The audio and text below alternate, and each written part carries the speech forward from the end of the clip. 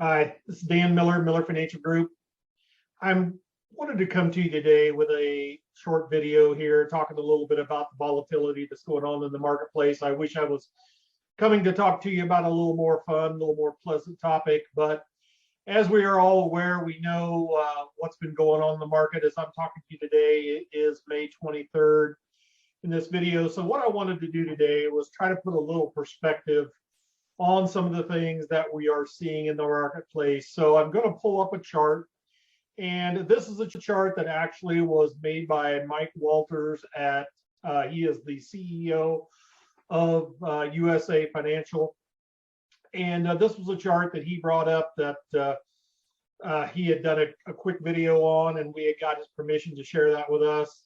And so I want you to notice on the chart, you'll see it. There's items on there that are in red. There are items on there in green, and then there's one item in yellow. And I want you to think about that a little bit like a stop sign. You know, the red items are going to slow us down and cause volatility and trouble, and the green signs are going to be able to be positive things, of course. So if you start in the middle of the chart, you can see the stock market strength and volatility hits record highs. One of the things that we've seen since the first of the year is the measurements of the VIX, which the VIX is a volatility index. We haven't seen volatility and the VIX indicators at the levels that they have for quite some time. And of course, it is due to several of the factors on the chart right here. Well, I'm going to start with the box in the middle, on the bottom in red, the pandemic lockdowns and the supply chain. As we all know, we've been through 2 years of pretty tough times. And because of that, some of this resulting trouble that we're having right now in the market is because of those lockdowns, supply chain issues. You know, as I record this video right now, we're seeing something I've never seen in my lifetime, and that's baby formula shortages. Now, you know, there's a lot of debate out there. Could this have been avoided? Should it have been avoided? Yes, I would say it probably should have been. And if you're a family out there that's struggling to get baby formula here in the United States, it seems impossible. But there's a lot of factors that go into that supply chain.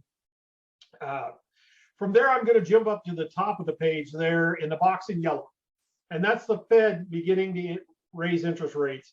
You know, this is an area that, you know, for the last, oh man, I don't know what, 12, 15 years, really since the great recession of 2008, 2009, we've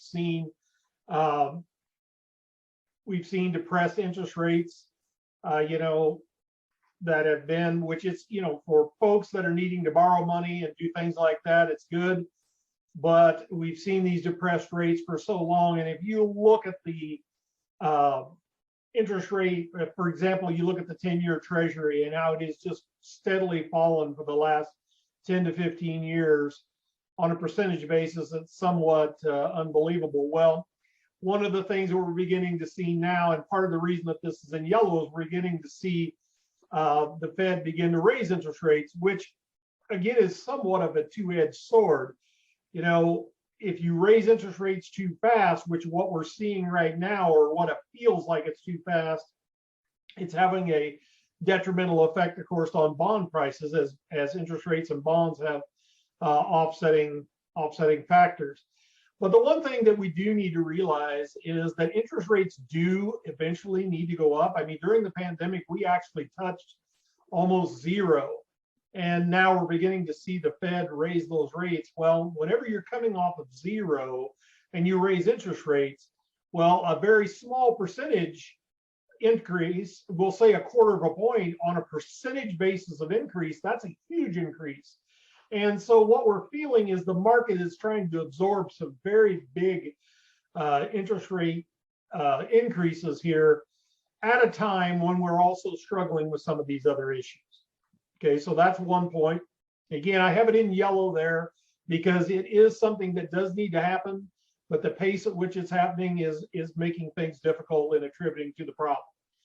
Inflation rate hits 40-year high.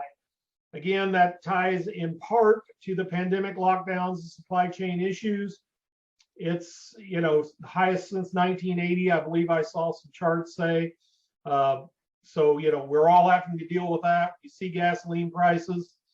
I mean, that is really pressuring things down. Of course, we know as prices go up, people buy less of certain things, which can affect stock prices.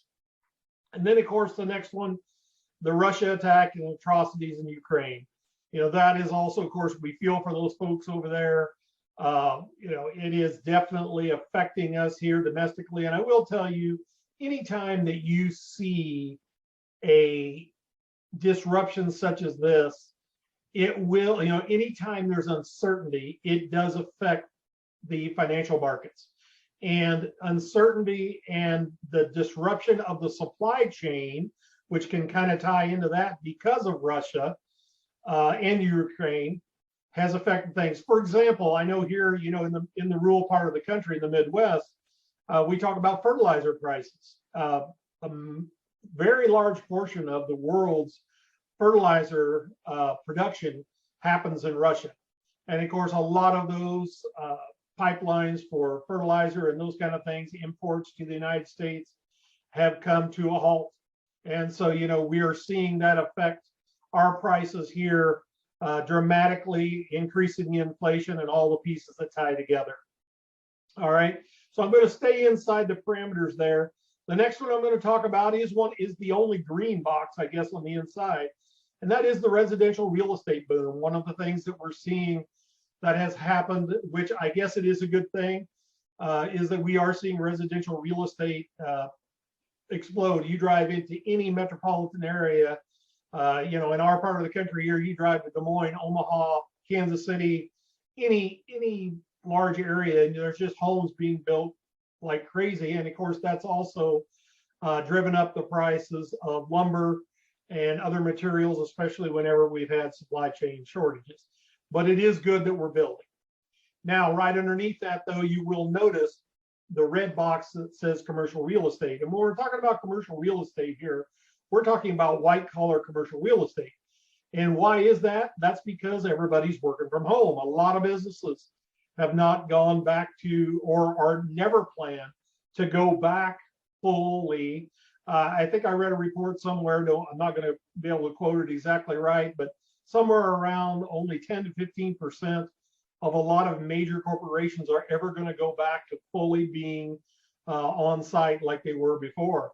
Therefore, we're seeing a glut of commercial real estate on the market, which of course, whenever they're not profitable, they're not paying their rents, that helps, will hurt the financial markets as well.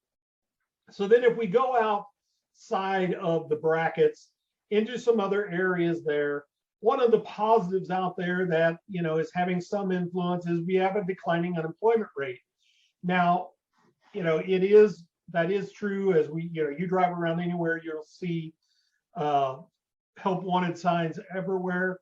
The one thing though that is, maybe not talked about as much is these are not necessarily new jobs. These are jobs that people vacated during the pandemic because they were working at home or they were receiving assistance and they've never been filled. And then also that's because of the change in demographics, because of the pandemic that we, so there are many factors here that are influencing that declining unemployment rate. Underneath that, down the other green box, the building permits near a 16-year high. Again, that goes with the residential real estate boom. I mean, that is positive. But again, that's also, the pandemic, the lockdowns, the supply chain are affected by that. One of the biggest ones, though, that I think affects, just about everybody you talk to, and that is the red box inside of there in between those two, and that's the consumer sentiment near 11-year low. I'm not going to go into a lot of political reasons. I'm not going to go into a lot of things, but unfortunately, you just talk to people right now after coming off of 2 years of being locked down due to the pandemic, and due to high inflation, and just consumer sentiment's not good. I mean, you just talk to your average person on the street, and it's hard for them to be happy. It's hard for them to say anything positive about anything going on in the country, the world. And of course, when you have a war going on, And at one time we were energy independent, now we're not. It's hard for, consumer sentiment's down and low, and therefore, that whenever that consumer sentiment goes down, people tend to buy less some of those goods. When inflation's high, consumer sentiment's down. They all go hand in hand. They tend to buy some of those less of those goods. Therefore, stock prices are not driven up as high, and therefore we're feeling it inside of our 401k and our IRA and our investment accounts. Then over on the left side, or on the other side there, I'll talk about the green box first, and that is the GDP annual growth above pre-pandemic levels. I think that is interesting that we are, if you take the pandemic out of it, our GDP is above that on a growth rate percentage. But now some of that, again, is catch up from the pandemic, because of the pandemic. Because if you'll remember, prior to the pandemic, we had a very robust economy, very low unemployment rate, and things were looking pretty good until we got into that pandemic.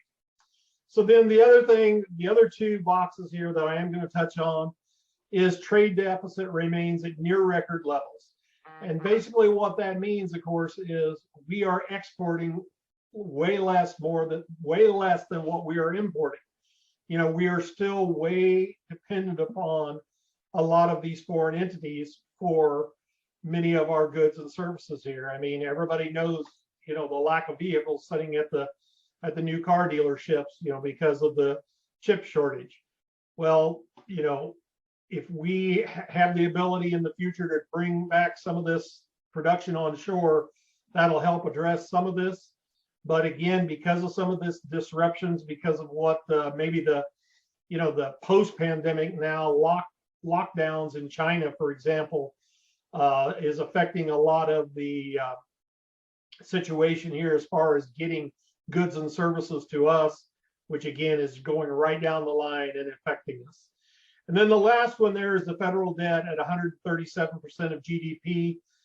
A lot of this, of course, is as a related to the pandemic. As we know, there were a lot of government assistance dealt out during that time. And I also think about one that, we just sent $40 billion to Ukraine. Now, again, I'm not going to sit here and debate the politics of that, if we should do that, if we should not. That's not my place to do that. That's not my decision to make. But again, as a taxpayer, I am sitting here just like you and seeing this deficit go up, and that is kind of difficult to see. So I guess hopefully this chart points out or helps point out some of the reasons why we are seeing the volatility that we're seeing. Not making excuses. It is what it is right now. And so I guess hopefully this paints a little bit of a picture for you.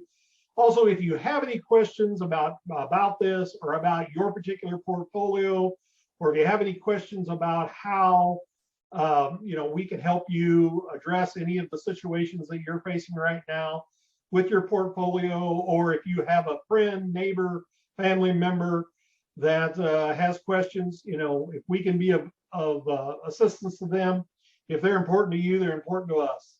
So again, please don't hesitate to reach out to our firm, reach out to myself, Caleb, Marcus, anybody here in the firm. We'd be happy to sit down with you, go through your portfolio, see if there's any adjustments that we can make or need to be made, and to help answer any questions you can.